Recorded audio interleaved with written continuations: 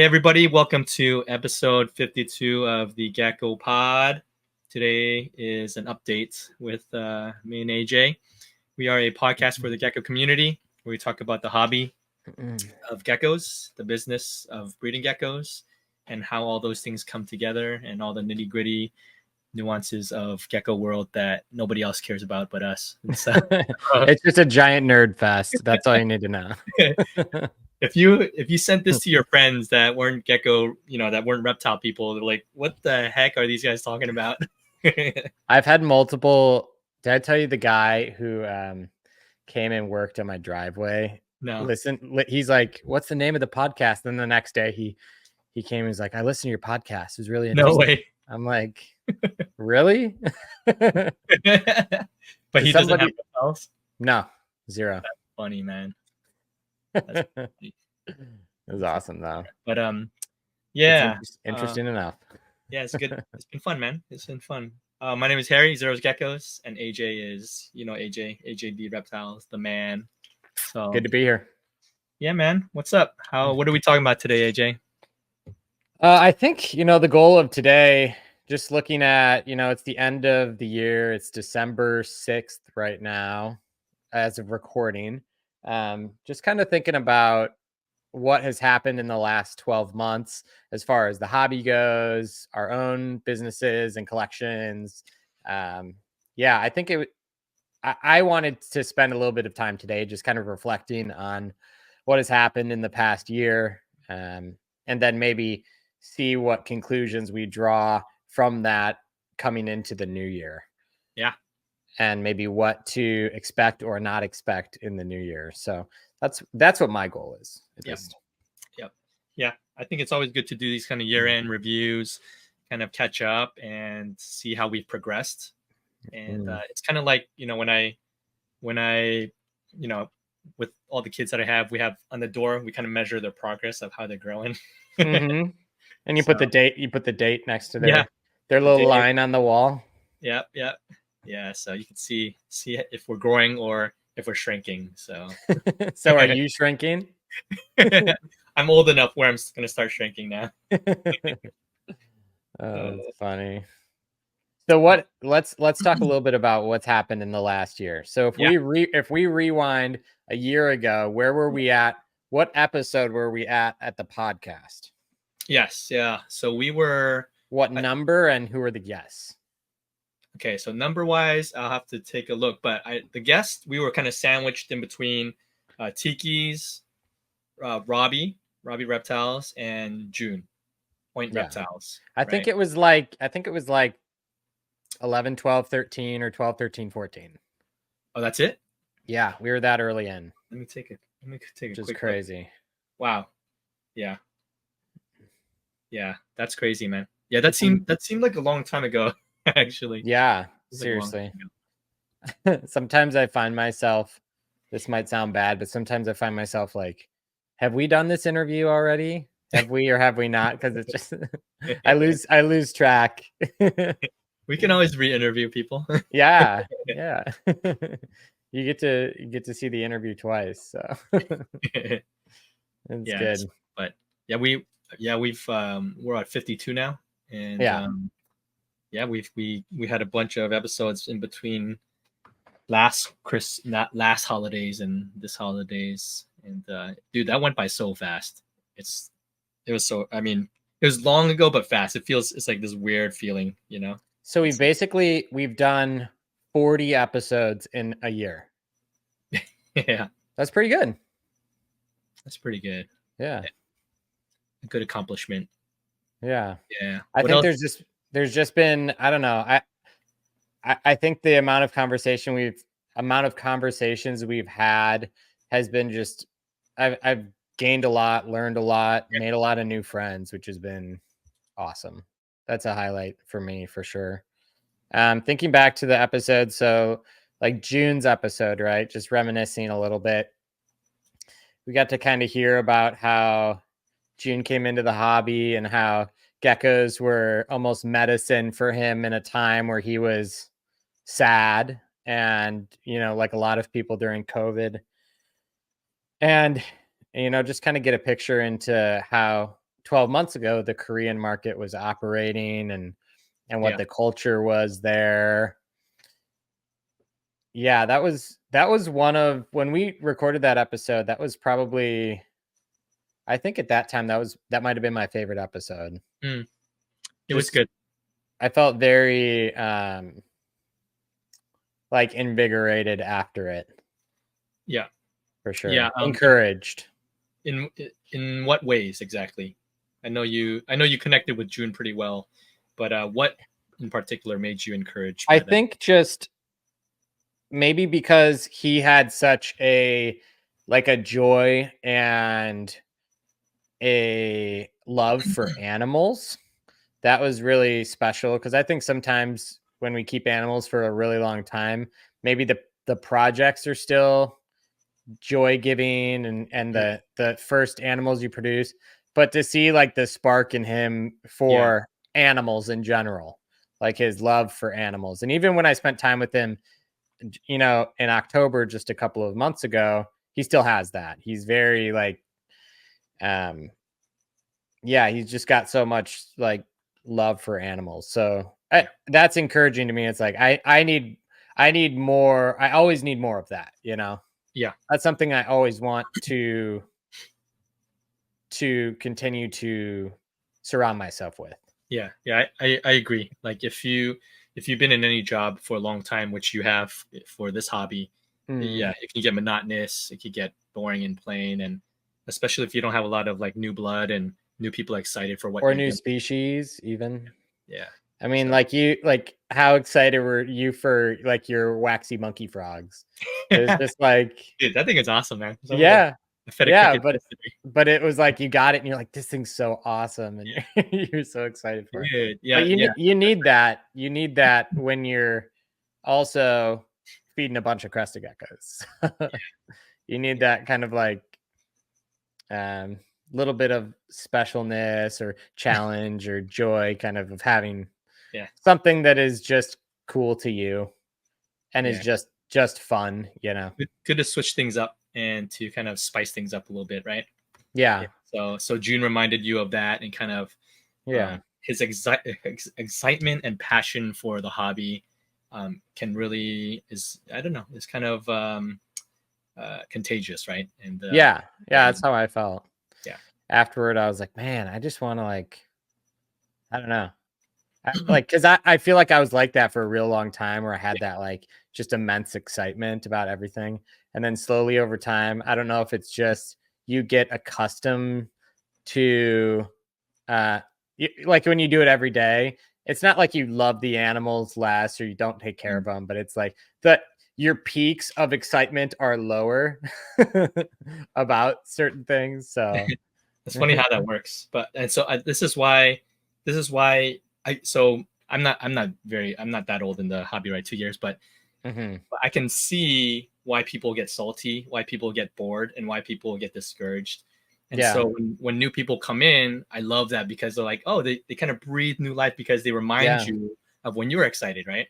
Yeah. So the first, for example, like lily white you hatched, was it just like, oh wow, like you're so excited? Dude, remember I messaged you? I hatched my first. You might not remember, but I hatched something, and then it was for my lily white pairing, and then I was like, hey, is this a lily white? You're like, no. And then like the next clutch, I hatched like a double lily white hatch, and I was like, oh dude, these are lily whites, and you could tell the difference, and got super excited. But then when you hatch lily white, another lily, right? Like, this one's just an okay lily. But the first couple that pop out, it's like, oh my gosh. Yeah, we get spoiled, man. We get spoiled for sure. Yeah. So getting kind of new fire again is always a good thing, right? Yeah.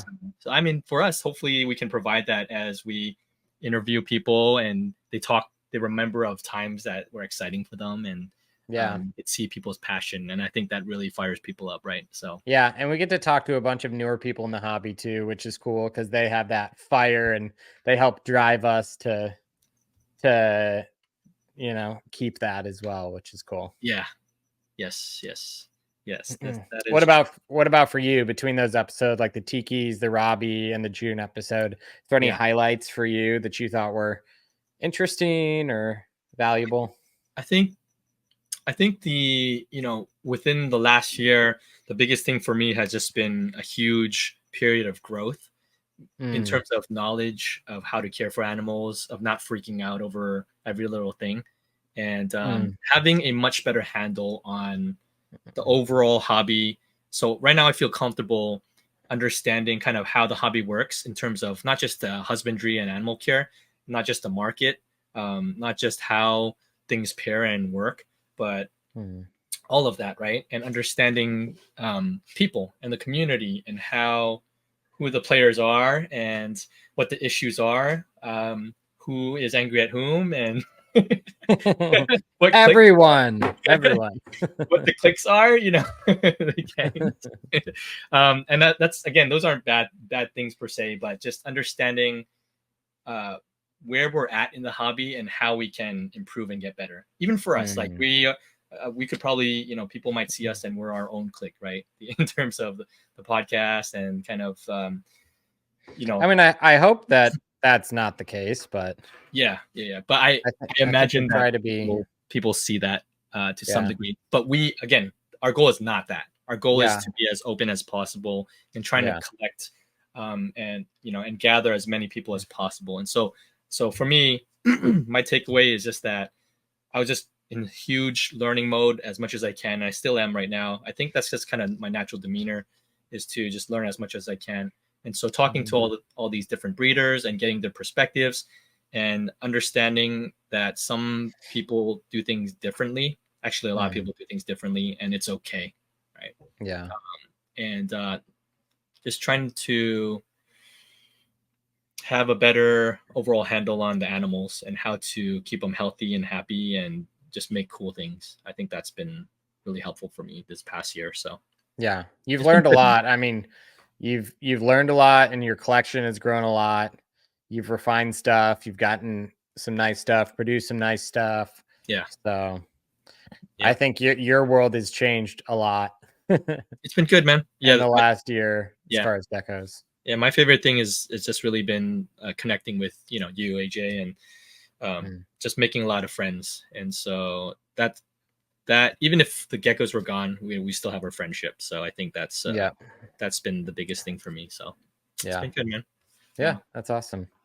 I was thinking about reflecting on where some of these traits were, some of these genes were last year, right? So first up, Axanthic.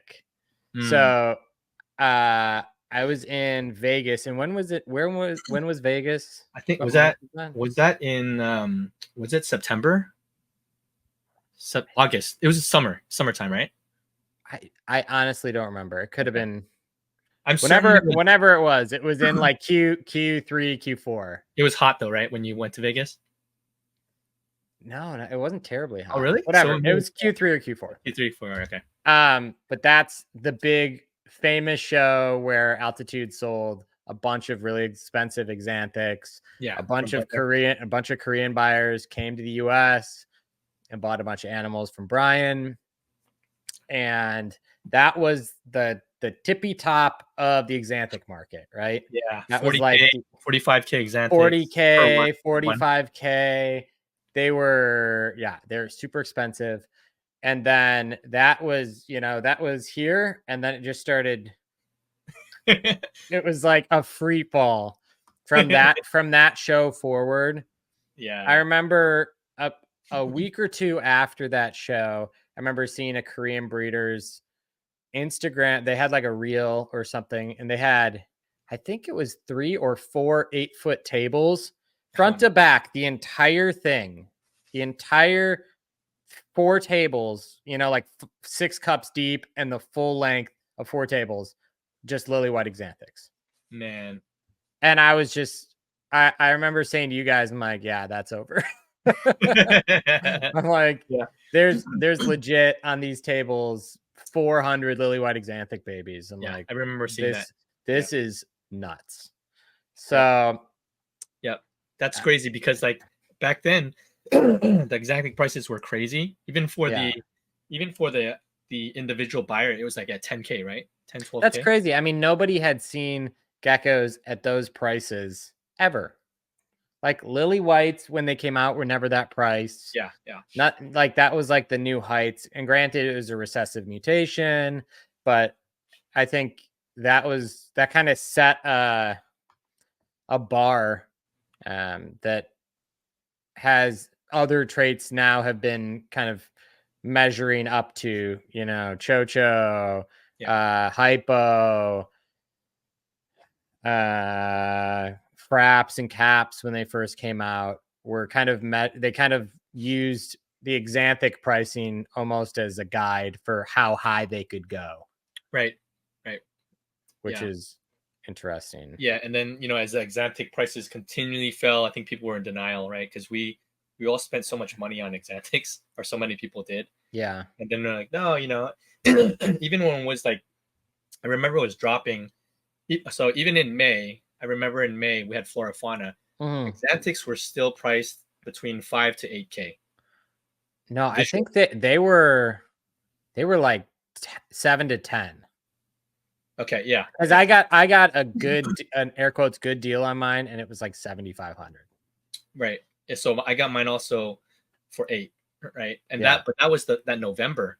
That was November, and then come Flora Fauna, it held its prices for a little bit, but it started to drop. And then I remember Jordan, he was selling Axanthic lily whites, around like 7,500, 8, and even then it was considered cheap, right? Are you talking about at this last Flora Fauna? In May, yeah. This past month. So 7,500 was cheap then. Yeah. Because Axanthic lily whites were still around 10 to 12K.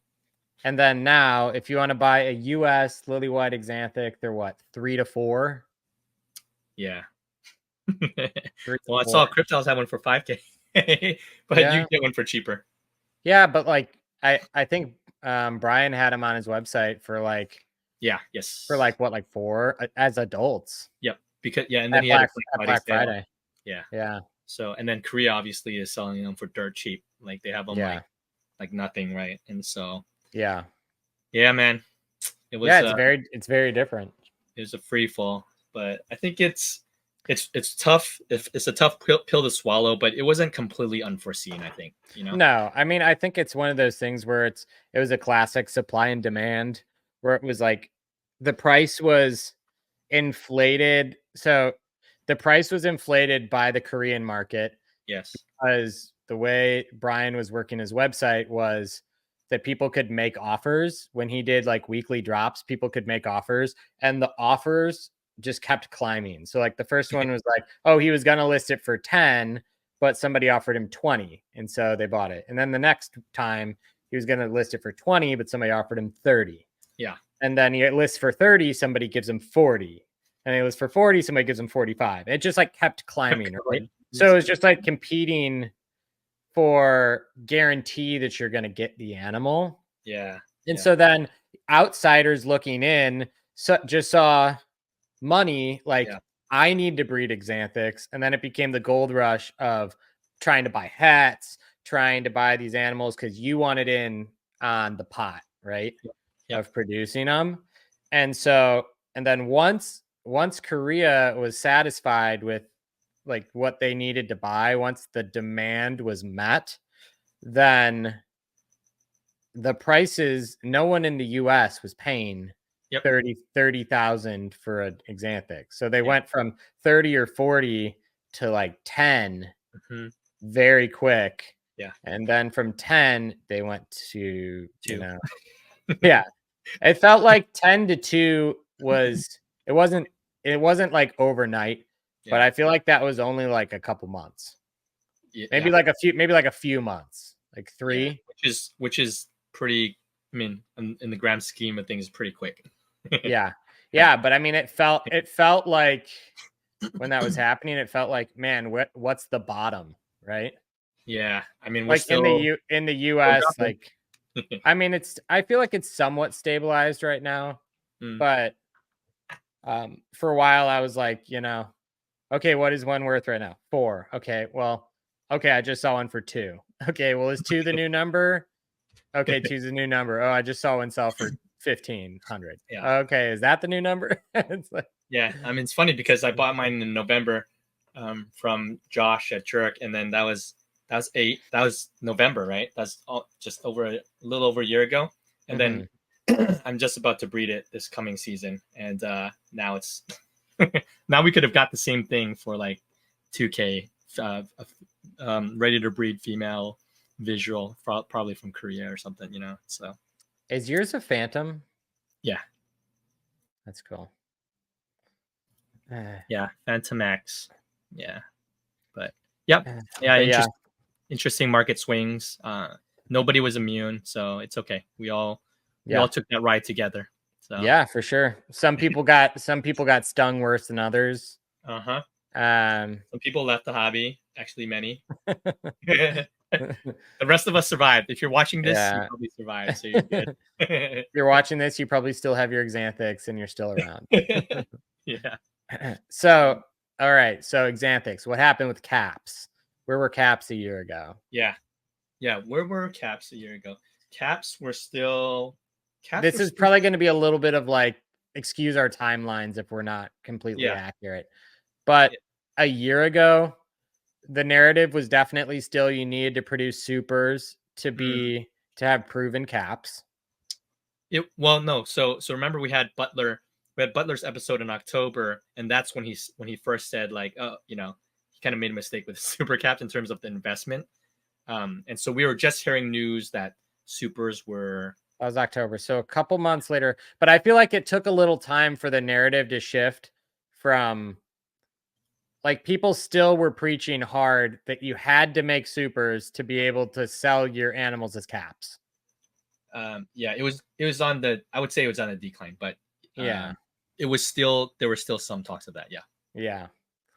So that changed. So the narrative became more so either buying from proven lines or making fraps as a form of proving. So that changed. Pricing, obviously, once the supers health problems were revealed, pricing started to kind of dump. Yeah. But they were still expensive. I mean, a year ago, what would that have been? We had just gotten our cap that we share. Yeah, at Tinley. Yeah. And we got, I think market price at that point was maybe like what? 5K? No, I think it was like 6 or 7, maybe market price at that point. Nice cap, right? Yeah. So that was the market price. That people were buying at that price. So that's interesting. It's pretty. They were pretty close to Axanthic pricing at that point. Yes. Yeah, that's fair. Yeah. Now you could get caps for how much? 800 less. Yeah, but you can also still spend $3,000 on a cap. Yeah, that is true. That's true. So you could get a nice cap, which people will buy for 2 to 3K. So yeah, it's almost like nice caps have held up better than some Axanthic stuff, unless it's an Axanthic lily white. And some fraps are still expensive too. It's crazy. Yeah, I would say fraps still go for 2+K. Yeah, easy. Yeah. For like really nice ones for sure. You could buy some for 1K too, but yeah, you can still get nicer ones, bigger ones for 2K plus. So yeah. I mean, and so we were in kind of the infancy of owning caps, and I think now you and I both are excited about cap in 2024. Yeah, good cap projects. Cap projects, cap and frat projects. How we're going to use it, how we're going to kind of combo it with different stuff. And we both have now caps that meet our standards of quality. Yep. Right.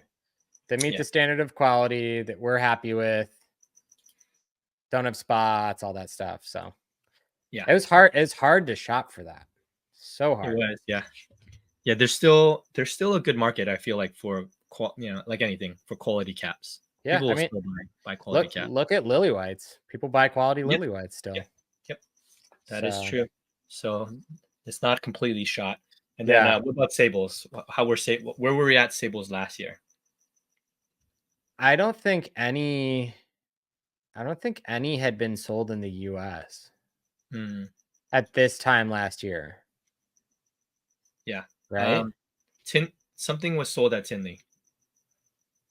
Right. I think Gabby had an auction. So at Tinley, Gabby had an auction, and that one sold for like, I don't know, 20 or something, 15 or 20, and that went to Korea, which is funny. So it sold did it go to Houston? No, I think it went to Namhong. Okay. Yeah. This might all be like, sorry, Gabby, if we're Gabby. On the T. It was on the piece of paper. People knew what the bid was. Yeah. So yeah. Yeah. So at that point, yeah, there wasn't import happening yet of Sable. Yeah. I don't know when the whole Moo import to like Austral and all that stuff happened. I don't know. Yeah. Oh, Cryptods had a Sable too. I remember he posted it up around around Tinley too, right? Yeah, or sometime after that. So yeah, got it around. Yeah, he had one from Gabby too. But moral of the story, they were very inaccessible. You couldn't really get them. You kind of had to have like an in. Like the people that had them either like called in a favor or were buddies with somebody, or paid a really. I didn't even have one yet. Yeah, no. You didn't have one till later. I got one in May. Okay. Yeah, man, that's tough. Yeah, so I got mine in May, but yeah, it was very inaccessible. And then now, what is Sable like? It's still inaccessible. It's pretty inaccessible from U.S. breeders. Yeah, so from the U.S. breeders, it feels the same. So we saw that you really can't go buy one in the U.S. very easily right now. But onesie twosies. Yeah. So basically, nothing really changed in terms of the U.S. There's it's pretty inaccessible. So we have the same amount, and Korea has 5,000 times as many as they used to have. Oops. Oops. Womp womp. Womp, womp, womp. We need one of those soundboards. That's a tough pill to swallow, but it's it is. Yeah, it's really interesting how. I mean, I'll just say it. I feel like the U.S. kind of fumbled that one. Like, we had something really cool, and it just kind of, we just kind of fumbled it. Like we're still kind of catching up, and so people are not forced to, but if they want to work with Sable, they pretty much have to go buy it from Korea right now. Yeah, so a lot of people have Sables actually. A lot of new breeders have Sables. Yeah, they got from Korea. They bought from Korea though. Yeah, that's cool. It's cool that it's accessible. It just sucks that it's not from. Yeah, it'd be cool if we could support each other in that way. Like, I'm not against buying geckos from Korea, but if they're if the same geckos existed here, it'd be cool if people bought them here. But Gabby put a Sable up for auction, and it got sold to Dan, right? Gecko Harmony. Yep. And I know she has more. She has. I don't know how many more she has. She has more though. Okay. Yeah, I love it. I love seeing that. So yeah, it's good to see. Yeah, a year ago, nobody knew what a Cho Cho was. We didn't know until a couple months ago, dude. I still don't know. Cho Cho is this reddish animal. This reddish colored animal that is apparently recessive. Yes, that's all we know. That's all we know. Yeah, that's what we know. Yeah, but we were making a lot of Cho Cho jokes. Yeah, we still kind of are every once in a while. Jordan at Ruby Reptiles has a Cho Cho. That's all we know. He does. Yeah, I think that's about it. Oh, another thing, the Pinky / Hypo / what's the other one? What's the Korea one? Oh man. The ghost packs. Ghost packs, yeah. Yeah, ghost so that thing, the genetic Hypo. No one had ever seen one before, and now everybody freaking got them. I don't know how. It's like the cap thing. Yeah, bro. It's like it's one of those things like the cap thing where as soon as the super was made and the hats were like revealed what the hat looked like, all these people were like, "Oh, I have one of those. Oh, I have one of those." And then boom, everybody's making them. It's like, wow. Yeah. So the same thing happened with like the Mac stuff, right? All that stuff kind of creeped out. Yeah. And so now a bunch of people just identified them within their collections and was like, "Oh, yeah, I have that," and brought them and made them. So yeah, but we hadn't seen one of those before, and now it's a thing that is not even. I mean, it's kind of new news, but it's something we know about now. Yeah, I mean, it is cool to see within a year's time, year and a half, maybe so many things. It's crazy, right? Yeah, I wonder how many if if we got like 4 in 2 years, how many are we going to get this year? Yeah, I feel like it's just going to be exponential. And then how many projects can you physically do? Yeah. You'll have to pick. What do you want to be known for? The ball python dozen stacked traits and morphs into one. Oh my gosh. It's true. Oh, it's true. But then like in ball python though, there's traits now that people don't like. It's like, oh, this, I don't like, we like Desert Ghost, but we don't like Pastel or whatever. Like they pick one over another. So it'd be like, oh, if Cap and Sable do a similar thing, people will be like, oh, well, I like Sable more because it puts more white. Yeah. And then eventually Cap kind of like, falls and Sable rises, or, oh, I like, another gene comes out like Lily White, but maybe it's different. And then people will kind of like transition their Lily White projects out and transition this other thing in. Yeah. I think we'll see that where there'll be similar enough genes where people will have to pick or choose which direction they're going to go. I can see that. And kind of own that decision. So it is cool in this moment where we're at, if you're a breeder, the excitement of like being at the forefront of all these things popping out. And so I think that's really cool. Yeah, because it must be exciting for you guys, the old school guys, because you guys didn't have very much at all the last decade or so, right? So phantoms. Oh, what's a phantom? I don't know. Nobody knows. Episode 51. Phantom's the new Cho Cho. Episode 51. It's funny how the Phantom thing. I feel like that Phantom episode, it was good because it showed I think a lot of people that maybe they don't know everything about Phantom, and we all kind of have questions about Phantom, and kind of cool. But anyway, it's crazy how much feedback came off that episode. It was good as far as I don't know, just IDing them and understanding the concept. And I think we're going to do more of that. We're going to do more episodes like that. Yeah. Not that we're, the utmost authority or that we're unable to be wrong by any means, but just, I guess, using the collective experience of a few people plus the data that's out there to make, educated decisions. Yeah. So we should preface those episodes by saying, like, we're not saying this is exactly how it is. Otherwise, people are going to be like, hey. But based on the knowledge that's at our fingertips, this is where we're at. Yep. Yeah. A working definition of kind of what things are. Right. Yeah. So it'll be interesting and fun to do more of those. We got requests to do empty backs. Yeah. Super stripes. So how to identify those. Yep. That'll be good. It'll be fun. Yeah. Well, there are a lot of things we can touch on for this upcoming new year. So yeah, I'm excited for that. All the new stuff we're going to be doing. I know that we've got some stuff kind of in the works as far as the podcast and outside the podcast. And so it'll be exciting to share all that stuff with all the Gecko pod people. Yeah. Pod squad. The pod squad. Pod squad. Gecko Pudians. all of our dumb nicknames. Oh man. I love it. What else happened in this time frame within the last year? You had a baby.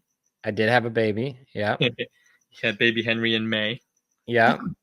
And I remember that because it was Flora Fauna. You're supposed to come, and then you couldn't make it because Henry was born that very week. So. Yeah. So what day was Friday? Which day was Cinco de Mayo? Was it Friday? That was Friday. So yeah, he was born on the 2nd. On Wednesday? Oh, okay. Born on the 2nd. So yeah. So you guys had a fresh one. Yeah. So we weren't gonna make it, but hopefully, well, definitely in 2024 we'll be there. The family will be there. So. Oh, sweet. Okay. Yeah, we'll come up together. So yeah, that'll be fun, man. That'll be good. I'm excited for that. Yeah, that will be fun. Yeah, I'll be vending. I won't be vending your stuff this time. I'll be vending my own stuff. So that's exciting. Speaking of you vending, something that happened in 2023 was you vended your first show. Yeah. Which was Anaheim. My first show with my own production, my own animals, and you came out to Anaheim. Brett came out too, and then we vended together, and that was fun. We didn't have signs. Like we vended at Red Rock's table. He kind of saved our butts. So. That was we had no table because I guess something got some communication breakdown with the show promoter, and we basically lost the table. But Justin and Jenny at Red Rock came to save us, and so it was super fun. It was fun to hang out with them. It's fun. So we vended behind Red Rock signs and stuff like that, and it was great, man. I had a blast. I'd do it again. Yep, same. But we're not. We have our own tables at the Pomona show. Oh yeah. Okay, there you go. Yeah. Pomona. That's happening in a month, right? Yeah. It's the 6th today. So I just got my flight. 7 and 8 is Pomona, and you and I will be there. Brett will be there. Maybe Kevin. I believe Kevin's going to be there too. Yeah. Kevin Fireside, Brett, Morph Menagerie. So we'll be all bending together. We have our own tables. That'll be fun. I'll actually have a sign ready. Of a sign. That'll be super fun. Yeah, that'll be good. Yeah. We'll be bringing a spinny wheel to do some giveaways and. Oh yeah, I liked our idea. Somebody's gonna steal it from me if I talk about it. I think we should have a game of Operation at the booth, the board game, and then if you can successfully get all the bones out of the Operation game without buzzing, I'll give you a free gecko. Oh man, that's gonna be crazy because everybody's gonna be in line. That's good. I don't know if I'll do it, but I think it's a really good idea. It'll be pandemonium, man, and then people are gonna steal geckos from the corners of our tables while we're laughing. I didn't say what gecko they'd get. Oh, he'll be healthy, but no kickback free animals. No munched on tails. No. Oh my gosh, that's funny. Yeah. But I'm excited for that. I was gonna ask you, and you can ask me too, but looking back on 2023, any cool new animals that you bought or traded for this year, things that you have really been digging since you got them? So actually a lot. So I came in 2 years ago, and then I bought a bunch of stuff during COVID times. It was super expensive. And then come this year, 2023, I was like, oh, everything's so cheap, relative to the year before. Mm-hmm. So I was like, so I wasn't planning on buying a bunch of stuff, but I did. So, I got a frap.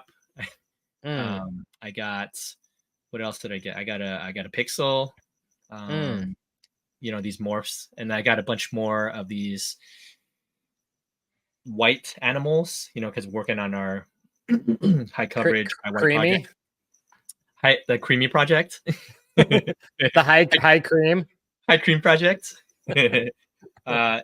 So I added a good amount to my collection, and then I had some tigers from before, and I started collecting a couple more tigers just to kind of build that project out. So now I'm kind of geared up towards this upcoming season where things are ready to breed now.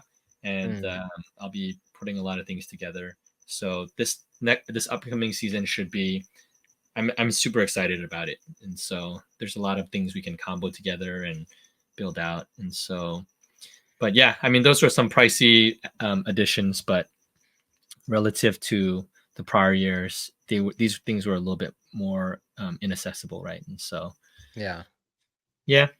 So that's kind of some of the, I added some Sarahs. Oh yeah. A pair of Sarahs. It's a male, female. Nice. I got that Flora-Fauna. I love those. Those are probably getting pretty big. They're getting big. They're like 20 something. Nice. Yeah. What else did I get? Oh, I got some Japanese cave geckos from you. Yeah. Get the Orientalis. Those were awesome. I love those. But yeah, I mean, compared to you and kind of your size of stuff, because I've been to your place a couple times. Yeah, it's still pretty small scale, but I'm pretty excited for it. Whatever I picked up. So yeah, you got some really cool stuff this year. Yeah, I got a lot more, lot of youres. Yeah. How many do you have now? Do you have a lot? Ooh, I don't know, 20 or so. That's a lot. Yeah. I bought a few groups. So yeah, nice. Yeah, now I'll be breeding some this. Do you have Velardi, Agricoli? Just the Villardi. Really? Is that your favorite? I think so. I mean, just looking at, I was browsing on Morph Market for a while. Symmetricus obviously is too expensive, and I'm not gonna get my toes into that yet, at least. And then I just like the Villardi. How do you say it? What's the proper way? Villardi, yeah. Villardi. Yeah, those were probably the most accessible at that time, and then I just stuck with it. And so I like it. I think I like their colorations, their bands, the sizing of it compared to the other ones. The other ones are a little bit smaller, right? Agricoli and Symmetricus. I feel like Agricoli are about the same size. Okay. Is it Accidentalis that are smaller? I haven't really seen. I think Symmetricus are smaller than Agricoli and Villardi. Yeah. I haven't really seen adult Accidentalis, to tell you. Okay, gotcha. Yeah, but I do like those. I do like those because they're so small and cute, and then kids like them, and they're not super squirmy. They just kind of sit on your hand, and so I think it'd be a good mix up, to have that available at shows, or website as I'm building it out, just to have a few options of different animals, right? So yeah. How about you? What you added a lot of stuff too, right? Yeah. I'm trying to think. I added some cap animals, so like caps and fraps, some treehouse stuff. I got a couple from RCK. I got a frap from Armin that's pretty cool. I'm trying to think what else I got. Yeah, just little odds and ends, stuff here and there. I'm always, if I'm over at Gabby's house and we're doing an auction, I'll see something come across the table and be like, "Ooh, I want that. I want that one." Or so little stuff like that. And I mean, there's a lot of cresteds, just cool stuff. Couple empty back animals, a super stripe animal. There's always you produced a lot yourself too from these, right? From these animals. Yeah, produced a bunch of new stuff this year, which was cool. It's just cool to hatch stuff that I've never hatched before. It's kind of like the first time you saw Lily White was like when I'd see super empty backs. I was like, oh, that's so cool. It's like one of the things that I've never hatched them before this year. So it was cool to see that happen. But honestly, I mean, I feel like I've gotten some really cool animals for a bunch of different projects. The Dark Phantom project is kind of coming together, which is cool. I'm excited about those. Dalmatians, bought a couple Dalmatians this year. So you have so many things popping and growing. When I was at your place, you have like racks of eggs, and then things are popping out left and right. And I was like, oh my gosh, you have so many cool stuff going on. Yeah, a lot of cool projects that you have. So I'm excited for your stuff that's going to be coming out this year. Yeah. How would you say this year was for your projects and the Offspring that came out? Were you happy with what came out? Were you surprised? Yeah. So my main focus is the high white stuff, the high coverage, creamy stuff. the extreme Harleys, and so high pattern, high coverage. So I paired a bunch of stuff. I had maybe 4 or 5 main males that I paired in this project. The females I didn't have like the highest quality that I felt like in terms of wanting to get to my goal of these projects, but they did okay. There's several ones I'd hold back. A lot of cool stuff that actually popped out, and then a lot of things that were just just okay, not bad, but they were still nicer than anything I made in my first season. And so it's really cool to see kind of those things develop. And I realized now why you have so many animals and why you need so much space is because you need to pair more things to kind of develop your project, and pick out the different traits that pop out of some of the animals, right? Like statistically, your odds of hitting the thing you want is not always super high. So having multiple chances to hit it. Yes. And something I learned from you, and I experienced myself, is that you can have some like banger male female pair, and you can produce maybe like 2 holdbacks from that, and the rest are just like so, right? Yeah. And it's so meaning that's not exactly what you're trying to get at. And so the more you pair, obviously nice stuff, the more holdback animals you'll get. And so I mean that's common sense, right? It's just to pair more things, you'll get nicer things, but you also get a lot more animals that you will have to move. And so hence you need more space for producing all these hatchlings that you have to sell and move, and while holding back and working on your main project, right? Yeah, because you can have you can produce some really nice animals, but if you only have a few pairs, you might only produce a few, Yep. 4 or 5 that are the style that you were going for, and how many are you going to hold back versus how many you're going to sell. And so I think when people get to that point, they're like, man, I got to produce more because I feel bad, disappointing all the people that ask me for them, and I keep telling them no. Don't you have like kids from this? I'm like, yeah, and then you show them like, oh, those are not what I want. So I mean, it's important for new breeders to understand that maybe you have like 3 pairs of animals. It's going to take you a while to get to a certain project. It's just a numbers game, And so you realize, and I think this is why people buy into getting more and more and more, because you're trying to expedite those projects. Otherwise, you're going to be 8 years in and just making similar stuff that somebody's going to make in 2 years, right? And so I guess for new breeders, they need to understand that if you have the smaller collection you have, the longer it takes the longer it takes to get to a certain point where you want to be at. So, but if you're merely a hobbyist, then that's totally fine. Then it doesn't matter. Yep. But if it is a business to you, sometimes there is strength in numbers of hatchlings to up your odds in a certain project. Yes. Yeah, totally. Yeah. So for me as a new breeder, I'm geared towards trying to make this a more or less, full-time business. And that's my mentality coming in, is like, man, I need more space. I need more space to work on these certain things. And most people aren't that. Most, I took a poll on my Instagram, and most people are hobbyists, and that's a huge majority of people are just here to just enjoy and take their time. And what percentage was that? I don't remember. I should pull that up, but it was a pretty big majority. I love those polls you did this year. Yeah, actually, I keep talking. I can pull it easily. Can you pull multiple polls up? Or just whatever I did my broadcast channel, then it still shows those. Yeah. Yeah. Yeah, those are very enlightening, just to see kind of where people are at on different topics. Yeah, and I wanted to do that because it's not just for me to know, but it's for everybody to see kind of these polls and these numbers, so that more people have a good pulse on what's going on, and it'll help kind of direct where they want to go, right? And so I've always loved these types of polls too. So, okay, so would you consider yourself? And there's 4 options: small, easygoing hobby breeder.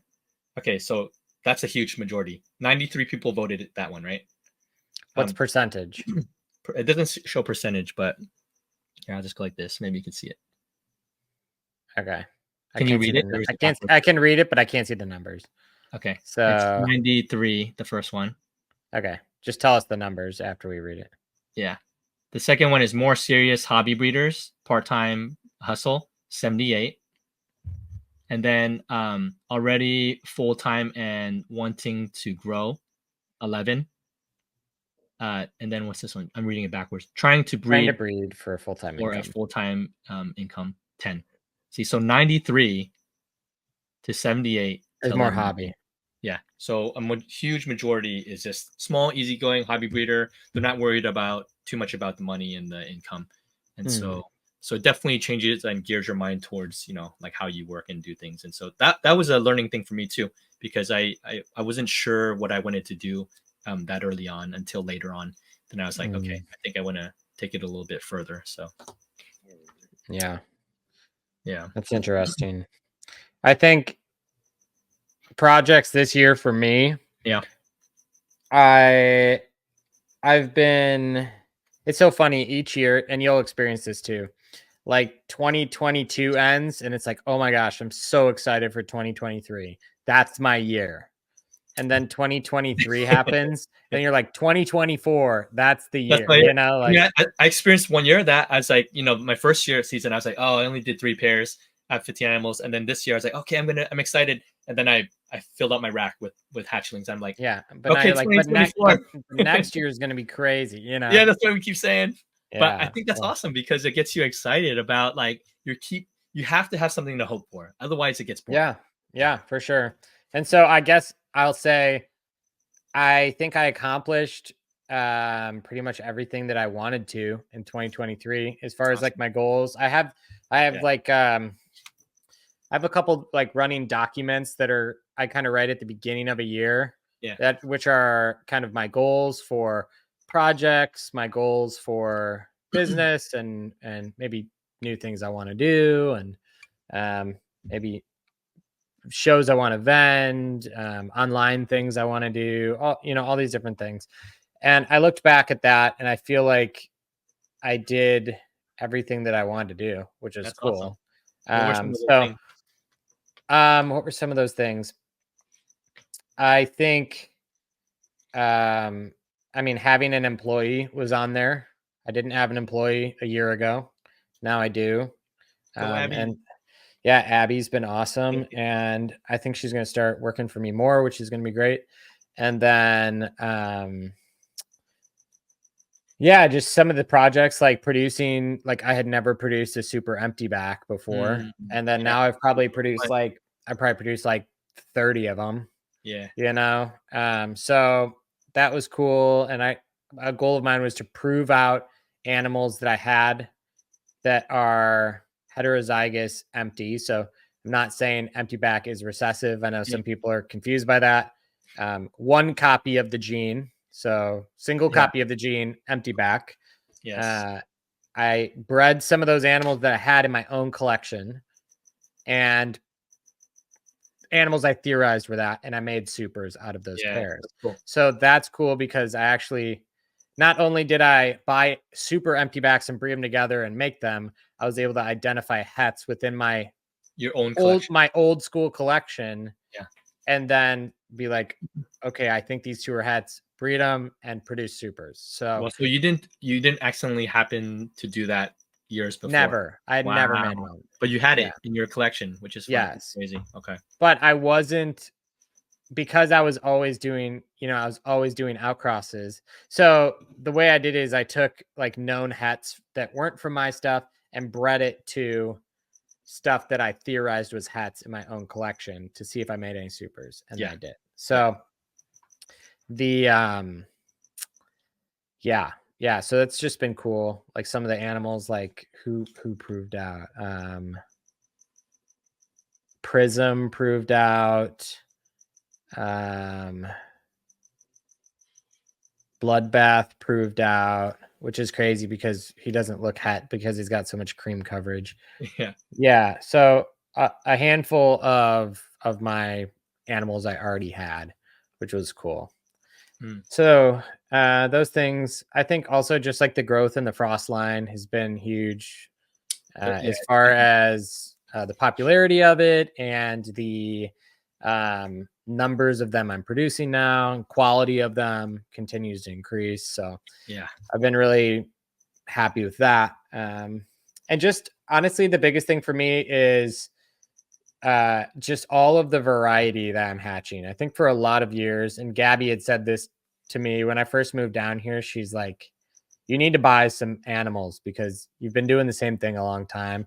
Not like the thing I was doing was bad, but like you need to do, kind of extend your horizons. And I'm like, all right, cool. And then now I actually feel like the stuff that I bought when I first got down here, I actually bred a lot of that stuff this year. And now I actually feel like I'm kind of cruising with that stuff, and I've got holdbacks and so that's been cool, just to hatch all these first. Super Dalmate for me, had never bred Super Dalmatians, had never bred empty backs, had never bred like Axanthic stuff, had never bred caps, had never bred, tricolors, which is crazy, like traditional tricolors, all these different things. So it was cool for me to be able to actually kind of dip my toes in that and kind of get a feel for it and further understand those worlds. So when we talk to people on the podcast now, I also have frame of reference for multiple new things, which is cool. Yeah. So. And now it feels like you have to grow even more because you need more space to work out all these projects. Yeah. So many projects. And we're going to look back at the end in a 12-month time period from now, a lot will change. I agree. From then till now in both of our worlds. I think so. We'll be different. We'll probably pop out 5 new morphs in the time we but I'm just saying with our own business collections. Yeah. Absolutely. A lot will change. So yeah. Have there been any negatives? Like, not to be Debbie Downer, but I also like to learn from mistakes. Have there been any negatives within the past year that you feel like you could have something you could have done better or things you could adjust to better? I think that when the baby was born, I definitely didn't give the same level of attention to my like obscure species, like my cave geckos and my Aussie geckos and stuff. So my production levels are pretty low this year, which is one of the things where it's like, my breeder animals are healthy and everything's good, but I definitely missed a lot of egg collecting, like with the Aussie stuff. If you don't catch an egg, like the day after it's laid, it's bad, so it's like, there was just stuff with having a new baby where some of that stuff just slipped. And, those are things that I'm not proud of, but at the same time, I'm like, there was good reason for it, taking care of the family and some of that stuff. So, but in 2024, a big goal of mine will be like, none of those things, egg collection, stuff like that because crusteds are easy. They lay in their lay box. The eggs can sit there for 2 weeks. Yep. And you can come get them. But like to actually effectively manage stuff that's laying, that's real sensitive like that, I have to be really on top of it. Yeah. So that's going to be like a discipline that I'm going to hold myself to in the new year. So that's, a negative was, I just feel like I kind of failed in that area as far as catching eggs. Basically, that was mainly my issue. The eggs that I did catch, I produced animals, but my production was way lower than it should have been. So with those, you just have to constantly check for eggs. It's yes and no. There's ways. So a lot of those geckos, like the Aussie stuff, the cave geckos, you can actually see visibly eggs in their stomachs. So just doing like weekly checks on them to see when they're getting close, like as the eggs grow, you can kind of gauge like, okay, they're getting close, they're getting close, they're getting close. Then you check them, the eggs are gone, they laid them. So then it's like, then dig the cage. Okay. So just doing that, especially like, so maybe marking the system I'm going to do is I'm going to basically check them. And then it's like, okay, I got to put like a red index card on this cage. Like they're coming in the next week, you know? Yeah. And so it's like, check them every day. Yeah. And then they lay, and then, okay, pull the eggs. And then I've got another month and a half to not think about it, you know? Yeah. So got it. Just doing that, but on a bunch of cave geckos, a bunch of Aussie geckos. So that's stuff that I just need to get on top of. I guess my like systems of doing that. So yep. I would say that for sure. Yeah. And then obviously my social media game sucks. Like just my consistency with posting. I think I kind of get a little bit of a pass because of podcast and auction. Because, you know, why post a reel? I have 2 hours of footage every week. I have 5 hours of footage. That's what I was about to say. It's like our excuse is that we've put in countless hours, more than probably anybody in terms of content. We have more content out there than we have like 100 hours of content of rewatchable content. Yeah. Yeah. So I think for me, it's just going to be, I don't want to use that as an excuse to not be consistent with posting. So that's something that I want to change. Yeah. Will I change it? Time will tell, but it's a goal. We'll check back in a year later, see how you did. Yeah. We'll see. I have like 10 more posts than last year. I'm catching up to you, man. You're in year 12. Not on IG. IG may come out 10 years ago, did it? I don't know. But yeah, I'm similar with the social. I need to post better, more regularly. I need to be better with my pictures. You know, I got my camera, you know, I got this camera here, and you kind of helped me work through, you know, getting the right stuff, the equipment and whatnot. And I end up always just using my phone cam. There's a place for it for sure, but it's just so easy with the phone camera.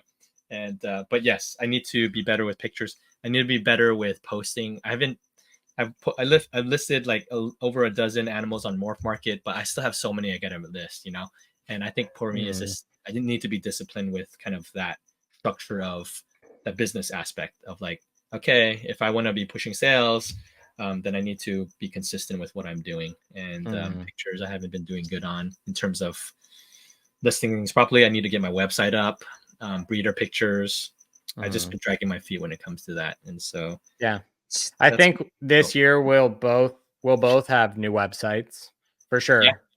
This year for sure. I mean, I would hope in the next few months we both have new websites. Yeah, I'm gonna say by this month. That's awesome. I shouldn't say that. I probably won't be this month, but in the next couple months. Oh, okay. I'll just say in 2 months, and then hopefully it comes out this month, and then, you know. One thing for me, I think I need to be better at and more disciplined in is not impulsively buying animals. You know, I feel like I've gotten better than last year, but you know, sometimes I'll see something and then I'll jump on it, and then I realize later that I shouldn't have bought that. You know, like I should just wait, and then, you know, it'll be okay. But that's one thing for me, just to be more patient with what I have and just grow out what I have, you know, and just go from there. Yeah, makes sense. I mean, those are all ways that we can improve, each and every one of us. So cool, man. So I mean, you know, we wanted to keep this one short, and you know, there's so much more we can talk about, and we'll catch up some more in some future episodes. But a few plugs before we take off, right? We want to give a few plugs. Okay. So what are some plugs for us? You know, we always plug our guests, but we don't really plug ourselves too much. What are some things that we want to plug? Yeah. So the Discord, which is just a community of people that like the Gecko Pod and like geckos, and the Gecko Pod Discord. Yes. Yeah. Yep. So that's new this year. It's been awesome. It's we free. Have like 250 plus members in there. I think it's like 285 right now. Okay. Mostly lurkers, but people are still looking and learning, which is awesome. Yeah. That's good. A lot of engagement still. even yeah. And still it's doing awesome. So that's awesome. The auction, the Gecko auction. Yep. So podcast is every 2 weeks. And you and Gabby. Auction is every 2 weeks, and typically they're on opposite weeks. So come hang out, buy Geckos on the auction, hang out with Gabby and I. Yeah, I'm not a big plug guy, but what do you have? What do you have? Yeah, we're not huge on plugs. That's funny. We don't. Yeah. We're not. Yeah, we don't. We're like not shameless self promoters. We don't post on our social. We don't. We're anti marketers. We're like anti marketers. Yeah, don't market, and that's the best marketing. Yeah. Yeah, I love it. The content will speak for itself. But that's all. Yeah. That's all I'm saying. Yeah. All right, and then a couple plugs for me. I started a vlog, a kind of a vlog for new breeders. Me kind of transitioning my 2 years in and kind of seeing all the mistakes I made, seeing all these new breeders coming in. I feel like there's a place for me to kind of help and just talk candidly about various subjects, matters, and whatnot. And so that is geared more towards new breeders. So the podcast I see as like, it's for everybody, right? New breeders. We have a lot of like old school breeders that all kind of come together and learn from each other. And I think it's awesome. So it casts a really wide net. For my vlog, I'm trying to make it so it's a little bit more niche in terms of the demographic of new breeders and just kind of helping them walk through those things. And so, so I started that. That's awesome. I love the first two. Oh yeah, thanks. Yeah. Even if it gets 10 views, I think it's okay. It's just having fun with it. So, and then our final plug, we're vending the Pomona Reptile Super Show, January 7th and 8th of 2024. So yeah, first show of the year, exciting. We'll be vending alongside each other with tons of animals out in California. So if you're there, come out, mention the Gecko Pod, and we'll hook you up with something. Yeah, we'll do something. Come by the table. Yeah. So we'll link all our spammy plugs in the description. Morph Markets, the vlogs, the podcasts, the YouTubes, and we'll just spam you guys like crazy. We'll anti-spam you. We won't even tell you about it. Don't subscribe to this podcast. Don't like it. Don't like it at all. Don't like anything. Dislike it. Dislike is gone, I think. Oh, is it? Oh, they took it out. I don't know. Oh, okay. Yeah, but thank you guys. It's been a great year. Appreciate you guys. Look forward to the next year. If you have any suggestions on things you want to see us do, leave a comment for that. Yep. And we'll try to get to it. You can find us on GeckoPod IG. You can message us in the comments here. We do have one more episode before we close out for the year. We have one more newish breeder episode next week. Yep. And then after that, then we'll take a break until January 7 and 8 Pomona. Maybe we'll do maybe we'll do like a short live or something. Yeah, we'll do it. Since we'll be together. So cool. Other than that, we appreciate you guys. We love you all. We're super thankful for you guys, and we're here to grow with all of you guys and continue to push each other and excite each other so we don't fizzle out. So I'm not going anywhere. We're not going anywhere. We're here for the long run. So all right. Thanks. Bye guys. See you later. See you, AJ. I'll catch you later. Bye. Man. Bye.